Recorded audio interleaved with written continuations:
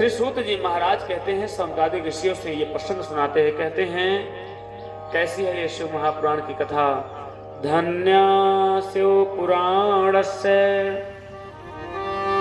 कथा परम पावनी यस्या श्रवण मात्रेण पापीयानपि मुक्तिभाग्।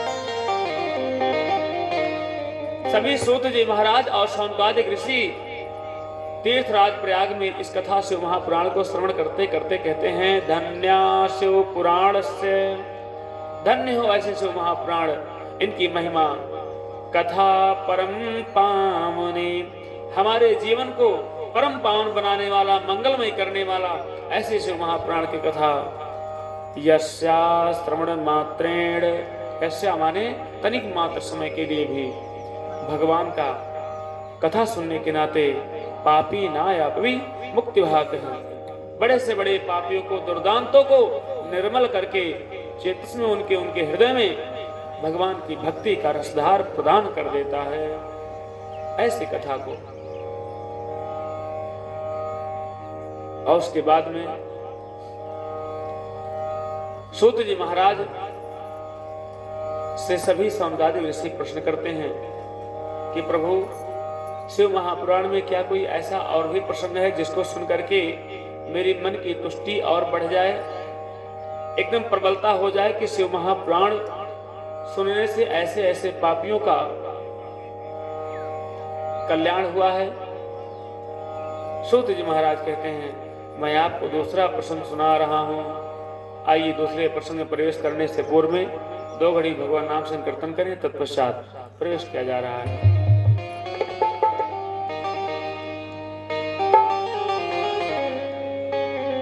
राधे कृष्णा राधे श्री कृष्णा राधे राधे। ताली बजाते हुए सभी लोग और गुनगुनाते हुए गाएंगे, राधे कृष्णा राधे श्री कृष्णा राधे राधे। राधे श्यामा राधे श्री श्यामा राधे राधे कृष्णा राधे श्री कृष्णा राधे राधे। राधे श्यामा श्यामा श्री राधे राधे राधे।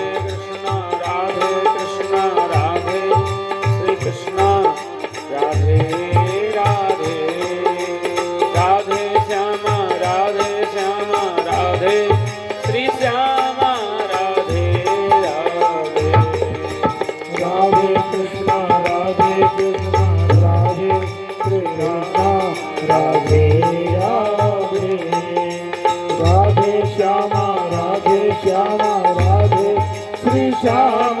राधे। राधे कृष्णा कृष्ण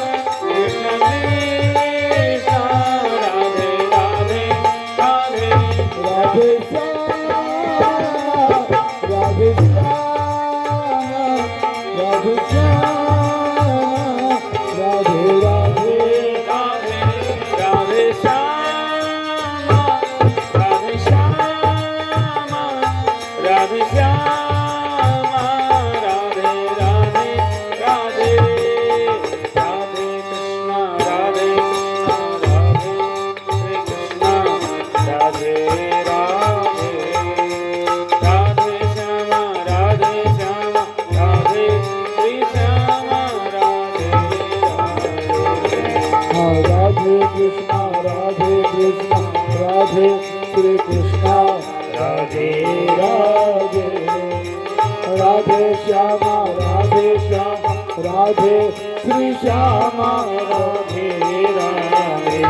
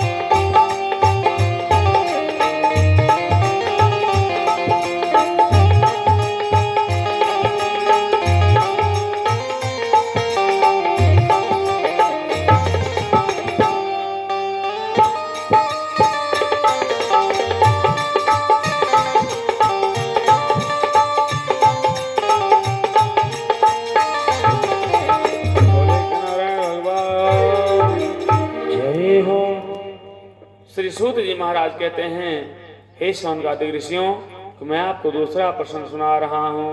कहते हैं, समुद्र निकटे देशे ग्रामो बाष्कल संज्ञक वसन्ते यत्र पापिष्ठा वेद धर्मो जिता जना। समुद्र के निकट एक बाष्कल नाम का गांव है। उस बाष्कल नामक गांव में बोले कुछ ब्राह्मण रहते हैं और अन्य वर्ग के लोग रहते हैं।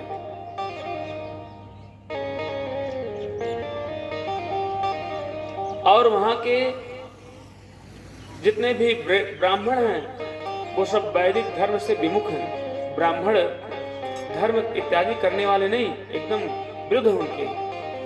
अब जहां के ब्राह्मण ही ऐसे हों, वहां पर अन्य वर्गों का क्या होगा। शिव महापुराण की कथा कहती है कि ऐसे पापी व्यक्ति का नाम था, उसी में एक आदमी था, उसका नाम था बिंदुक। बिंदुक का प्रसंग है।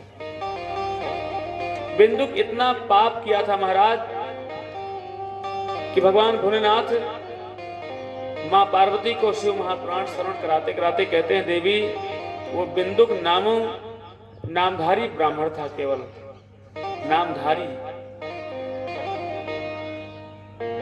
और आजकल वास्तव में ये तो केवल शिव महापुराण में भगवान शिव मां पार्वती से केवल कहें।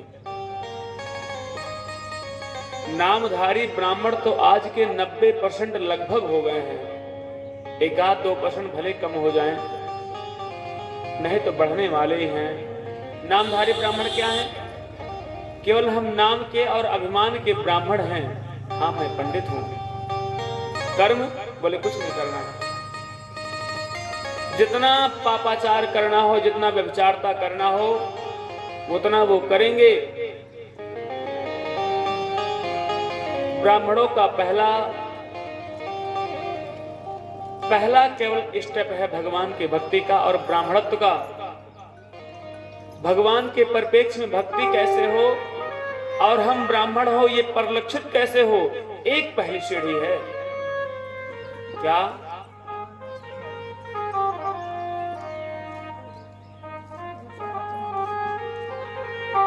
केवल इतना ही है कि हम अपने मस्तक पे चंदन लगाया करें। चंदन लगाना और शिखा रखाना, चुरकी, ये ब्राह्मण होने का पहला लक्षण है। आजकल अच्छे अच्छे ब्राह्मण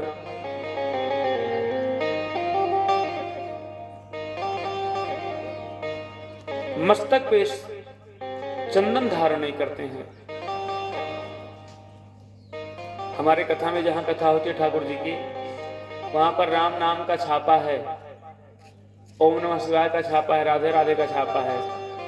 1-2 दिन बाद हमारे यहाँ ग्राफ चालू हो जाता है कि चंदन लगा करके सबके मस्तक पे लगवाओ। आप थोड़ा सा चंदन नहीं लगवाएंगे तो पूरे ललाट में रंगवाता हूं। क्यों? बोले याद रहेगा। इतना प्रसंग सुनाने के बाद ही ब्राह्मण की पहली सीढ़ी और भगवान की पहली सीढ़ी क्या? बोले मस्तक पे चंदन धारण करना और शिखा रखना।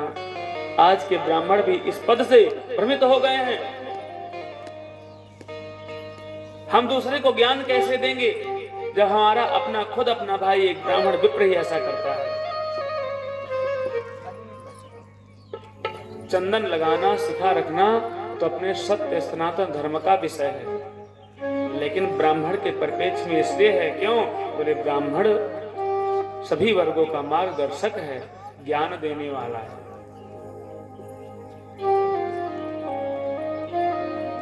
नामधारी के ब्राह्मण में एक बिंदुक के प्रसंग में श्री सूत जी महाराज शौनकादिक ऋषियों को और भगवान शिव मां पार्वती को ये ज्ञान प्रज्वलित करा रहे हैं।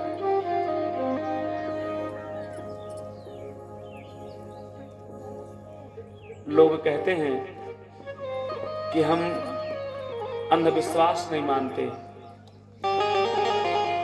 कथा तो सब लोग जानते ही हैं, लेकिन थोड़ा सा ये ज्ञान का विषय है। इसको धारण करने से मेरा और आपका कल्याण होगा। कथा हर कोई जानता है, और अपने अपने जीवन में यहाँ जितने लोग बैठे हैं शायद 2-4 नहीं 150 कथा तो सुन लिए होंगे। हर गांव में हर साल नाथ मात रिश्तेदारी में कथा होती है, लेकिन जो मैं बता रहा हूँ ये बातें विलक्षण वक्ता से ही मिलती है, जो गुरुदेव भगवान के चरणों में बैठ करके मिला है। भगवान की पहली भक्ति, आपको भगवान प्रकट हो जाएं तब भी आपकी मूर्खता नहीं जाएगी, और इसका मैं प्रमाण भी दूंगा। भगवान आपको साक्षात दर्शन करा दे बंधुओं माताओं, तो भी हो सकता है कि आपका अभिमान और आपकी मूर्खता ना जाए। क्यों? श्री ध्रुव जी महाराज, ध्रुव जी महाराज अपने सुनीति मां को घर से निकाले जाने के परिप्रेक्ष्य में प्रसंग आता है कि जब उनके पिता राजा उत्तानपाद भागवत महापुराण में दूसरी पत्नी यानी कि मां सुरुचि से विवाह करके गंधर्व रूप से ला करके अपने घर में विराजमान करते हैं, और अपने मां सुनीति के तीव्र कटुबाणी कहने से उत्तानपाद अपने गोद से उठा के ध्रुव जी को फेंक देते हैं और कहते हैं जाओ भगवान की सेवा करो, भगवान की तपस्या करो, भगवान को जब प्रकट हो जाएंगे तब कहना कि मैं सुनीति, मैं सुरुचि के गर्भ से जन्म लूं, तब जाकर के आप अपने पिता की गोद में बैठने पाएंगे। 5 साल का बालक ऐसा कहते हुए रोने लगा। उनकी मां कहती है हाँ बेटा ऐसा करना ही उचित रहेगा। ध्रुव जी महाराज जाते हैं वन में तपस्या करने के लिए। नारद जी महाराज आते हैं, कहते हैं ध्रुव जी महाराज कहाँ जा रहे हो आप? कहते जा रहा हूं भगवान की तपस्या करने, भगवान से मिलना है। छोटे से बालक हैं 5 साल के, अबोधता है अभी। ध्रुव जी कहते हैं हे नारद जी महाराज, काश तुम, आप कौन हो? मैं आपको नाम लेकर के इसलिए बता रहा हूं कि मैं कैसे कहूं। नारद जी से ध्रुव जी महाराज पूछते हैं आप कौन है? काश तुम? कहते हैं मैं नारद है, मैं नारद हूं। आप यहाँ क्यों आए मेरे पास? मैं तो भगवान को प्रकट करने जा रहा हूं। छोटे से टैया जैसे बालक। नारद जी कहते हैं ठीक है जाओ आप, लेकिन पता है आपको क्या, आप कितने बार अपने माँ का भोजन प्रसाद या दूध पान करते हो? तो बोले 7-8 बार हो जाता है, थोड़ा थोड़ा भोजन प्रसाद। जब 6 महीने के बालक रहते हैं, 6 महीने का बालक अपने माँ का स्तनपान 18 बार करता है, विज्ञान कहता है। जो विज्ञान कहता है आप लोग अनुभवी हैं, आप माँ हैं, हम भी अपने माँ का स्तनपान किए हैं, लेकिन याद तो है नहीं। लेकिन विज्ञान कहता है और वेद कहता है कि 18 बार वो दुग्ध पान करके सोता है, और 18 घंटे तक बालक लगभग 6 महीने तक सोते हैं, ज्यादा सोते ही हैं। 6 महीना से ज्यादा 1 साल के अंदर वो दुग्धपान 12 बार तक आ जाता है। जितने बार माँ का स्तनपान करेंगे वो उतने चांस माना जाता है। 12 बार। 12 बार के बाद में जैसे बालक 1 साल से दूसरे साल के अंतर में उसकी समय अवधि बढ़ती है, उसी प्रकार से वो अपना कम करता आता है। 5 साल का बालक जब तक होता है तब तक 8 बार दुग्धपान, भोजन और पय यानी कि जल प्रसाद पीना माना गया है। 5 साल का बालक 7-8 बार वो स्वतः खाता पीता है। उसी प्रकार से नारद जी कहते हैं कि हे बेटा ध्रुव, नारायण, हे बेटा ध्रुव, आप जा रहे हो वहां पर भगवान को प्रकट करने के लिए, और आप 8 बार अपने माँ के हाथ से दुग्धपान भोजन प्रसाद पाते हो, तो बोलो वन में कौन खिलाएगा? तो कहते हो भगवान खिलाएंगे नहीं क्या? इतनी प्रबल इच्छा है भगवान के परिप्रेक्ष्य में। वो बालक हैं और बालक कभी झूठ नहीं बोलते। बहुत बालक ऐसे हैं, पापा कहेंगे पिताजी कोई घर पे बुला रहा है, फलाने भैया हैं, बेटा से कहते हैं जाओ बेटा कह दो घर पे नहीं है। किसी व्यक्ति ने पूछा बेटा घर पे है पापा? हाँ घर में तो है। ओह काम बिगाड़ दिया उसने। क्यों? बोले बालक मित मेध्या है, मित मिथ्या माने कि झूठ नहीं बोलते, और हम लोग अमित मिथ्या हैं। हम लोग बहुत बड़े ड्रामेबाज हैं, बहुत झूठ बोलना हम लोग हैं। जो झूठ बोलने के लिए हम लोग एको पैसा नहीं पाते हैं। अगर झूठ बोलने का पैसा मिले तो मैं कह दूंगा व्यास गद्दी से आपका कल्याण हो रहा है, बोल लो। हमको झूठा अभिनय करके मूवीकार, फिल्म वाले, सीरियल वाले आपको दिखाते हैं। नागिना नागी डांस कर रही है, अभी मार देगी, सीरियल कट गया, आगे दिन आप उसकी प्रतीक्षा कर रही हो सीरियल देखने के लिए, वो याद है। लेकिन भगवान की भक्ति के परिप्रेक्ष्य में बातें याद नहीं रहती है।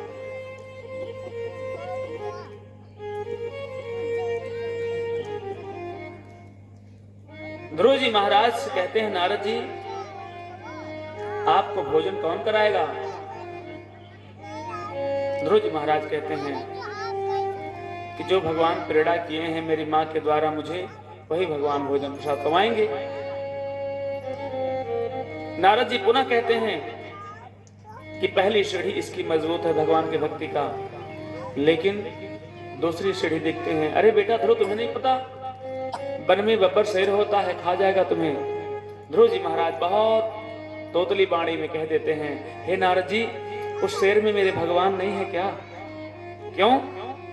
गोस्वामी बाबा तो कहते हैं क्या, सिय राम मैं सब जग जानी, सिय राम मैं सब जग जानी, करहूं प्रणाम जोग जोग पानी, करहूं प्रणाम जोग जोग पानी।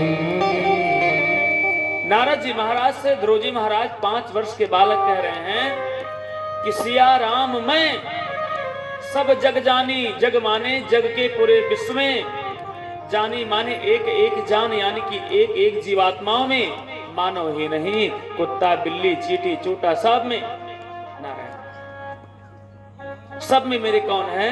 सिया राम है। स्त्री तत्व में आप लोग हैं स्त्री ना, आपके हृदय में शास्त्र के अनुसार वास तो भगवान सबका है, मेरे राम और कृष्ण, भगवान माँ जानकी सबका है भोलेनाथ का, लेकिन स्त्री के तत्व में आपके हृदय में माँ जानकी का वास है। हम लोग पुरुष हैं तो इसलिए पुरुषार्थ को निखारने के लिए भगवान राम और कृष्ण का वास है, यानी कि पुरुष में पुरुष भगवान और नारी में नारी भगवान। ऐसे चींटी हैं, अगर वो भी स्त्री और पुरुष लिंग में है तो चींटी में जो है नारी में माँ जानकी और चूटा में जो है भगवान राम। सिया राम में भगवान पूरे राम और माँ जानकी का सब जग जानी एक एक जीवात्माओं के हृदय में विराजमान है। और ऐसे भगवान को मैं हाथ जोड़ के कर जोड़ के प्रणाम करता हूँ। नारद जैसे कहते हैं, ध्रुव जी महाराज क्या उस शेर में भगवान मेरे राम नहीं है? अरे अब नारद जी कैसे कह दें कि उस शेर में मेरे सीताराम नहीं है? अगर वो शेरनी है तो उसमें माँ जानकी है, और अगर वो शेर हैं तो मेरे राम जी हैं। नारद जी से पूछते हैं, नारद जी कहते हैं हाँ भगवान है। तो अब भगवान हैं, मानो कि ध्रुव जी महाराज ये कहलवाना चाहते हैं कि अगर मुझे खाने के लिए भी दौड़ेगा तो आपसे वचनबद्ध करवा रहा हूं, आप बचाएंगे। क्यों? आप ही तो कह रहे हैं कि जब भगवान उनमें हैं तो क्या मेरे अंदर भी भगवान है? मैं बालक हूं, मेरे अंदर भगवान राम जी हैं, तो जब भगवान राम हैं तो क्या वो राम मेरे राम को खा जाएंगे? कैसे खा पाएंगे? ध्रुव जी महाराज कहते हैं, नारद जी महाराज कहते हैं, क्या कहते हैं? श्री धन्मा कर्षतेभ्यो हे दत्वा तेभ्यः। आपके ऐसे धर्म को देख करके, निष्ठा को देख करके मन गदगद हो गया कि बेटा ध्रुव का संपूर्ण रूप से एकदम चेत हृदय निर्मल है और भगवान के चरण में अनन्य भक्ति प्रफुल्लित प्रेम है महाराज, दृढ़ विश्वास। ऐसे दृढ़ता को देखते हुए जाते हैं और भगवान प्रकट हो जाते हैं महाराज। 5 साल के बालक के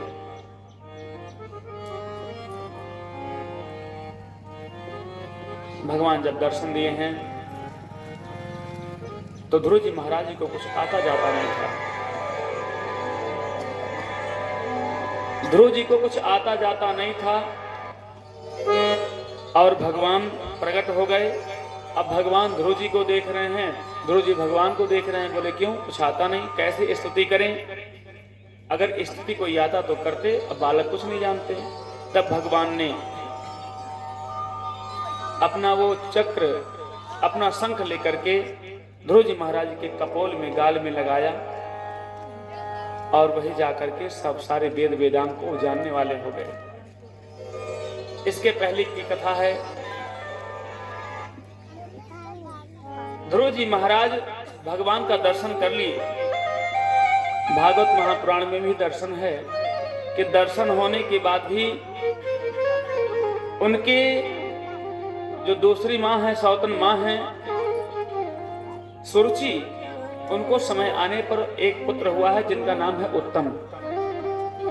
उत्तम के प्रकट होने पर उत्तम जाता है यक्षों के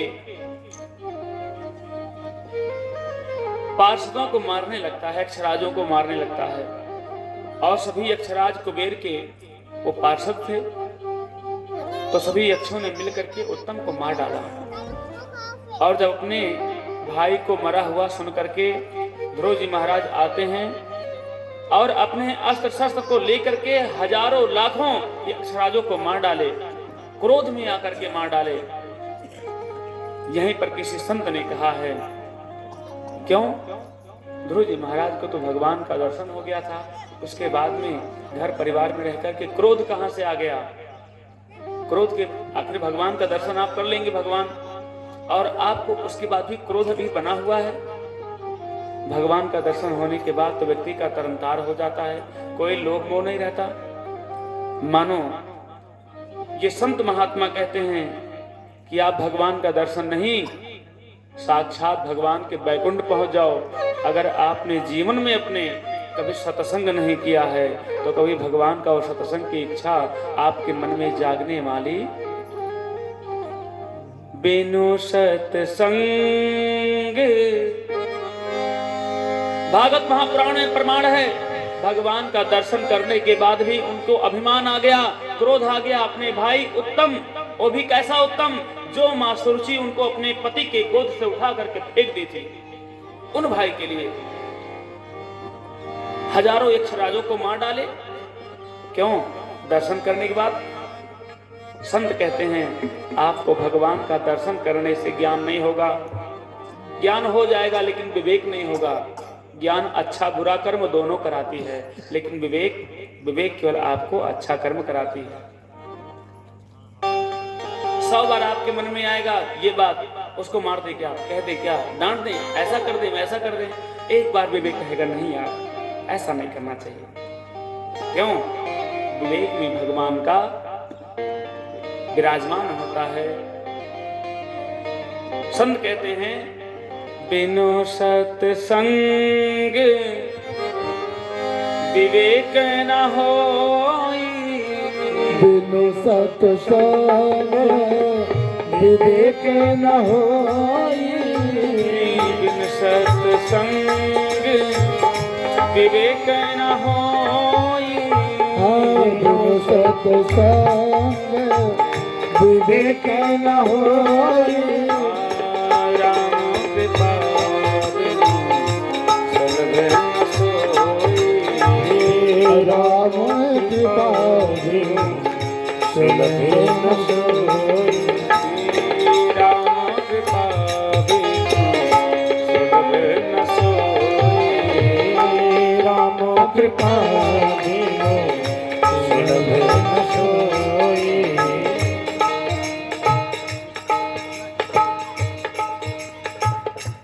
बोले नारायण भगवान जय हो।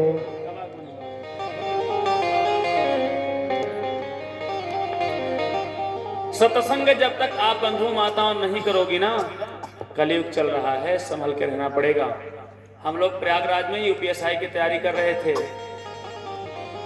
तैयारी करते समय हमारे डीडी तिवारी गुरुदेव थे, विश्वविद्यालय के प्रोफेसर थे, हैं भी अभी। वो कहते थे कि आजकल इतने कंपटीशन में, इतनी भाग दौड़ में नौकरी के परिप्रेक्ष्य में हमको पढ़ना क्या है ये कम, छोड़ना क्या है इसको ज्यादा ध्यान देना पड़ेगा। इसका मतलब क्या? हमको मैथ पढ़ना है, रीजनिंग पढ़ना है, इंग्लिश पढ़ना है, हिंदी पढ़ना ठीक है, हमको अकबर बाबर से लेकर के हुमायूं तक हिस्ट्री